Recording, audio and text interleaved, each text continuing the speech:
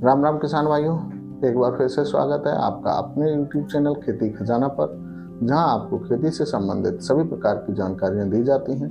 अगर हमारी जानकारियां आपको पसंद आती हैं तो चैनल को लाइक करें, सब्सक्राइब करें और अन्य किसान मित्रों के साथ शेयर भी कर सकें, ताकि अन्य लोग भी जानकारियां ग्रहण करके आपका धन्यवाद कर सकें और अपनी पैदावार को बढ़ा सकें। जैसा कि किसान भाइयों, आप सभी जानते हैं कि जब हम कोई फसल बोते हैं तो हमारा एक ही उद्देश्य होता है कि हम अपनी फसल को किस तरीके से करें कि हमारी अधिक से अधिक पैदावार आ सके और हमें अधिक से अधिक मुनाफा हो सके। जैसा कि किसान भाइयों, आप सभी जानते हैं, हम जब भी कोई फसल करते हैं तो उस फसल की देखरेख हमें शुरुआत से ही करनी पड़ती है कि हमें कौन सी खाद और कौन सी क्रिया किस समय पर कर रहे हैं, ताकि जो है हमारा उत्पादन बढ़ सके। तो किसान भाइयों, आज हम सिर्फ जो है आपसे जो है उत्पादन के बारे में बात करेंगे। तो सबसे पहले हम बात करते हैं बुवाई के समय पर आप क्या खाद डालें। तो बुवाई के समय पर ज्यादातर किसान क्या करते हैं कि सिर्फ DAP डाल करके गेहूं की बुवाई कर देते हैं और जो है वो अपना कार्य से फारिग हो जाते। लेकिन किसान भाइयों, ये सही नहीं है। अगर आप गेहूं की बुवाई कर रहे हैं तो गेहूं की बुवाई के समय पर आप जो है DAP, पोटास, हो सके तो दानेदार सल्फर भी डाला करिए। अगर किसी कारणवश दानेदार सल्फर नहीं हो पाता है तो पोटास और DAP तो जरूर डाला करिए, ताकि जो है आपका उत्पादन बढ़े। अब किसान भाइयों, DAP का महत्व आपको बता देता हूँ। DAP एक वो तत्व है जो हमारे बीज की सुसप्ता अवस्था को तोड़ता है, यानी कि हमारे जो बीज डालते हैं उसको जल्दी से जल्दी जमने के लिए अग्रसर करता है।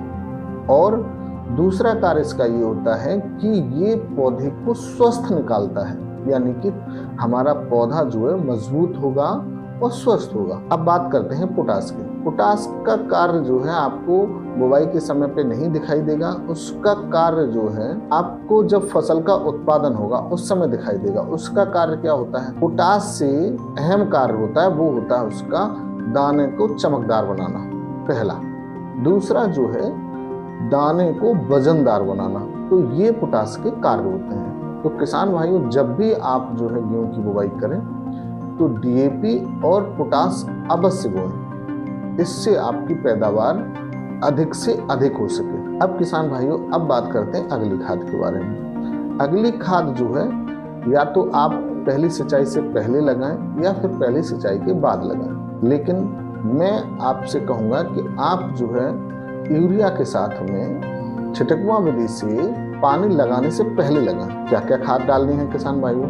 तो एक तो आप डालिए सल्फर WDG 80%। दूसरा आप डाल दीजिए ह्यूमिक एसिड। इनकी मात्रा बताऊं, अगर आप सल्फर डाल रहे हैं तो 3 किलो प्रति एकड़ डालना है और ह्यूमिक डाल रहे हैं तो उसकी मात्रा 1 किलो प्रति एकड़ होना चाहिए। इन दोनों खादों को आपस में मिला करके और लगभग 40 से 45 kg यूरिया के साथ में इन दोनों खादों को मिला करके आप खड़ी फसल में छिटकवा विधि से बखेर दीजिए। उसके बाद में जो है पानी लगा दीजिए। इससे क्या होगा किसान भाइयों कि जो आपने खाद डाली है वो सीधा जड़ों के द्वारा पूरे पौधे में फैल जाएगी और जो है अपना कार्य करना शुरू कर देगी। अब बात करते हैं सल्फर के कार्य। सल्फर एक ऐसा एलिमेंट है जो हमारी फसल के लिए बहुत आवश्यक है। जिस खेत में ये लगाया जाता है उस खेत की मिट्टी को ये भुरभुरा करता है।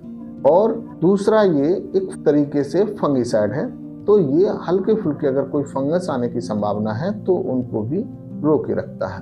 अब बात करते हैं ह्यूमिक एसिड के बारे में। ह्यूमिक एसिड का जो मुख्य कार्य होता है वो होता है कल्लों की संख्या बढ़ाना। और गेहूं एक ऐसी फसल है जहां जितने ज्यादा कल्ले होंगे उतनी ज्यादा पैदावार होगी। दूसरा कार्य ह्यूमिक का होता है पौधे की जड़ों को गहराई तक ले जाना और जड़ों का अधिक से अधिक विकास करना। अब जड़ों की गहराई से फायदे, जड़ें अगर हमारी ज्यादा होंगी तो पौधे को ज्यादा भोजन ग्रहण करके देंगी। दूसरा, जड़ें अगर हमारी गहराई तक होंगी तो हमारा पौधा जो है मजबूत रहेगा। यानी कि कुछ लोग कहते हैं कि हमारे फसल बहुत अच्छी थी लेकिन लास्ट में आके वो फसल गिर गई और हमारा उत्पादन कम हो गया। तो किसान भाइयों, इससे आप जो है इस परेशानी से भी बच सकते हैं कि आपकी फसल गिर गई। तो ये जो है दोनों खाद मिला करके आप लगा देंगे तो एक तो आपको जड़ों का विकास होगा, किल्लों का अधिक विकास होगा और जो है हमारे पौधे जो है लास्ट टाइम पे जो गिरने की आशंका रहती है उस आशंका से आप मुक्त हो जाएंगे। किसान भाइयों, ये तो हो गई हमारी कल्ले अधिक आ गए और जो है हमारा जड़ें भी विकसित हो गई। किसान भाइयों, अब अगर ये कल्ले ऊपर बराबर ना चले तो फिर इन कल्लों का निकलना और ना निकलना बेकार है। तो किसान भाइयों, इसके लिए अगले पानी पर जो अगली आप सिंचाई करेंगे, नेक्स्ट सिंचाई करेंगे, उस पर जो है आप एक तत्व मार्केट में प्रचलन में है सीविड, इसका नाम है समुद्री घास। लेकिन समुद्री घास को एक विशेष तकनीकी द्वारा उत्पादित किया जाता है और वो हमारे फसलों में खाद के रूप में दिया जाता है। किसान भाइयों, सीविड एक ऐसा तत्व है जो आपके 1 एकड़ खेत में 500 ग्राम बहुत अच्छा कार्य करने वाला उत्पाद है।